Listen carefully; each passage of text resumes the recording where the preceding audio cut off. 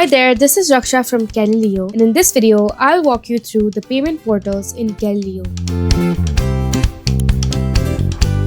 The payment portals in Calilio make it easy to handle all your financial activities in one place. You can view active plans, update payment methods, and track transactions, all with full transparency. Now, here is how to access the payment portal. First, click on Settings from your Calilio dashboard. Then, under the Billing section, click on Payment Method. This is the interface or page where you can add or remove cards, set cards as default or backup. This is also where you can view your invoices and receipts, and also where you can update your billing information, etc. All transactions are processed through secure payment gateways, ensuring your data stays protected. You can also view your payment history anytime for reference or accounting purposes. And that's it. You now know how to navigate and use the payment portals in Calilio. For any billing or payment related help, our 24/7 Calilio support team is always available through live chat. Thanks for watching.